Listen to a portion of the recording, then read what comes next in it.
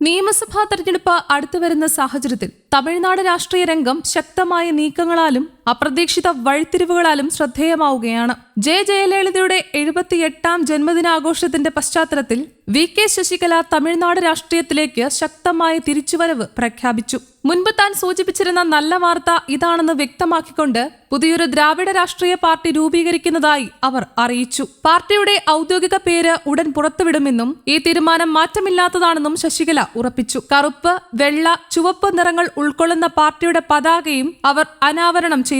പതാകയിൽ CN Annadurai, MG Ramachandran, Jayalalithaa എന്നിവരുടെ ചിത്രങ്ങൾ ഉൾപ്പെടുത്തിയിട്ടുണ്ട്. അണ്ണാദുരൈ, MGR, ജയലളിത എന്നിവർ രൂപപ്പെടുത്തിയ ദ്രാവിഡ രാഷ്ട്രീയ പാരമ്പര്യവും ആശയധാരയും തുടർന്നുകൊണ്ടായിരിക്കും പുതിയ പാർട്ടിയുടെ പ്രവർത്തനമെന്നും ശശികല വ്യക്തമാക്കി. സാധാരണക്കാരുടെയും പിന്നാക്ക വിഭാഗങ്ങളുടെയും ക്ഷേമം ലക്ഷ്യമാക്കി പ്രവർത്തിക്കുകയാണ് പാർട്ടിയുടെ ലക്ഷ്യമെന്നും ശത്രുക്കളെയും വഞ്ചകരെയും രാഷ്ട്രീയത്തിൽ നിന്ന് പൂർണ്ണമായും നീക്കുകയെന്നതാണ് തങ്ങളുടെ പ്രതിജ്ഞയെന്നും അവർ കൂട്ടിച്ചേർത്തു. ഇതിനിടെ എടപ്പാടി കെ പളനിസ്വാമിയെ നേരിട്ട് പേരെടുത്ത് പരാമർശിക്കാതെയാണ് ശശികല രൂക്ഷമായി വിമർശനം ഉന്നയിച്ചത്.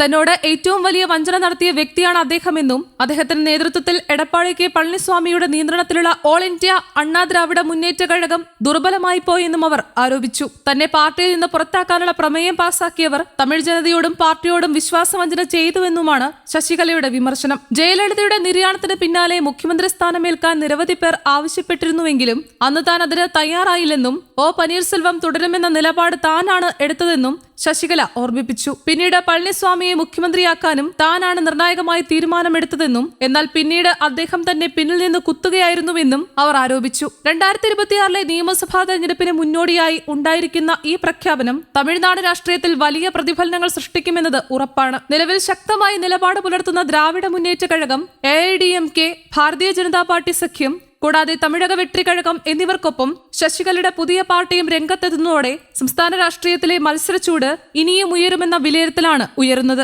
2026 നിയമസഭാ തെരഞ്ഞെടുപ്പിനോടടുക്കുമ്പോൾ നിലവിലെ മുഖ്യമന്ത്രി MK സ്റ്റാലിൻ നയിക്കുന്ന ഭരണകൂടവും വിജയയുടെ രാഷ്ട്രീയ പ്രവേശനവും തമ്മിലുള്ള ഏറ്റുമുട്ടൽ തമിഴ്നാട് രാഷ്ട്രീയത്തിന്റെ ദിശ തന്നെ നിർണ്ണയിക്കുമെന്നതാണ് വിലയിരുത്തൽ. തമിഴ്നാട് രാഷ്ട്രീയത്തിന്റെ പ്രധാന ധാരയായ ദ്രാവിഡ മുന്നേറ്റ കഴകം ഇപ്പോൾ ശക്തമായ ഭരണസ്ഥിരതയിലാണ്. MK സ്റ്റാലിൻ സർക്കാരിന്റെ സാമൂഹികക്ഷേമ പദ്ധതികൾ, സ്ത്രീ, പിന്നോക്ക, ദളിത് വിഭാഗങ്ങളിലേക്കുള്ള ഇടപെടലുകൾ, കേന്ദ്ര സർക്കാരിനെതിരെ സംസ്ഥാന അവകാശങ്ങൾ ഉയർത്തിപ്പിടിക്കുന്ന സമീപനം എന്നിവ DMK-യുടെ ശക്തിയാണ്. അതേസമയം കുടുംബാധിപത്യവും അധികാര കേന്ദ്രീകരണവും സംബന്ധിച്ച വിമർശനങ്ങൾ പാർട്ടിക്കെതിരെ ശക്തമായി നിലനിൽക്കുന്നുണ്ട്. എങ്കിലും സംഘടനാപരമായ ശക്തിയും ഗ്രൗണ്ട് ലെവൽ പ്രവർത്തനവും DMK-യെ ഇപ്പോഴും മുന്നിൽ നിർത്തുന്നു. സിനിമയിലൂടെ കോടിക്കണക്കിന് ആരാധകരെ നേടിയ വിജയ് തമിഴക വെട്രിക്കഴകം എന്ന പാർട്ടിയിലൂടെ രാഷ്ട്രീയത്തിലേക്ക് കടന്നത് തമിഴ്നാട് രാഷ്ട്രീയത്തിൽ വലിയ ചർച്ചയായി. യുവാക്കൾ, പരമ്പരാഗത രാഷ്ട്രീയത്തിൽ നിരാശരായ വിഭാഗങ്ങൾ എന്നിവരാണ് വിജയുടെ പ്രധാന പിന്തുണക്കാർ. വിജയുടെ രാഷ്ട്രീയ നെറേറ്റീവ് പഴയ രാഷ്ട്രീയത്തെ മാറ്റണം എന്നതാണ്. അഴിമതിക്കെതിരായ നിലപാടും സിസ്റ്റം വിമർശനവുമാണ് അദ്ദേഹത്തിന്റെ പ്രധാന ആയുധങ്ങൾ. എന്നാൽ ശക്തമായ സംഘടനാ സംവിധാനം ഇല്ലായ്മയും അനുഭവക്കുറവും വിജയ്ക്ക് മുന്നിലുള്ള പ്രധാന വെല്ലുവിളികളാണ്. തമിഴ്നാട് രാഷ്ട്രീയത്തിൽ ചില പേരുകൾ അപ്രതീക്ഷിതമായാലും പൂർണ്ണമായും അത് മാഞ്ഞു പോകാറില്ല. അത്തരത്തിലൊരു പേരാണ് V.K. ശശികല.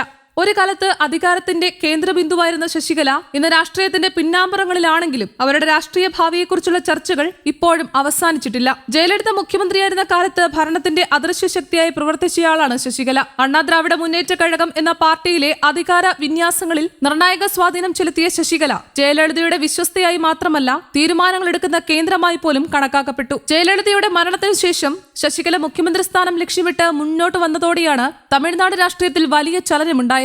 അനധികൃത സ്വത്ത് സമ്പാദന കേസിൽ തടവ് ശിക്ഷ അനുഭവിക്കേണ്ടി വന്നത് ശശികലയുടെ രാഷ്ട്രീയ ജീവിതത്തിലെ നിർണായക വഴിത്തിരിവായി. ജയിലിലേക്കുള്ള യാത്ര അവരുടെ അധികാര സ്വപ്നങ്ങളെ താൽക്കാലികമായെങ്കിലും തടഞ്ഞു. ജയിൽ മോചിതയായ ശേഷം ശശികല വീണ്ടും രാഷ്ട്രീയത്തിൽ സജീവമാകാൻ നടത്തിയ ശ്രമങ്ങൾ പാർട്ടിക്കുള്ളിൽ തന്നെ ശക്തമായ എതിർപ്പുകൾ നേരിട്ടു. പാർട്ടിയുടെ നിലവിലെ നേതൃത്വവും പ്രവർത്തകരുടെ വലിയൊരു ഭാഗവും ശശികലയെ പഴയ രാഷ്ട്രീയത്തിന്റെ പ്രതീകമായാണ് കണക്കാക്കുന്നത്. ഇന്നത്തെ തമിഴ്നാട് രാഷ്ട്രീയം സ്റ്റാലിൻ, വിജയ് പോലുള്ള പുതിയ ധ്രുവങ്ങളിലേക്കാണ് നീങ്ങുന്നത്. സോഷ്യൽ മീഡിയ, യുവ വോട്ടർമാർ, വ്യക്തിത്വ രാഷ്ട്രീയമല്ലാതെ ഭരണപ്രകടനം ഇതെല്ലാം ചേർന്ന പുതിയ രാഷ്ട്രീയ സംസ്കാരത്തിൽ ശശികലയെ പോലുള്ള നേതാക്കൾക്ക് എത്രത്തോളം സ്ഥാനമുണ്ടെന്നുള്ളത് ഒരു ചോദ്യമാണ്. News desk, Kerala Kaumudi.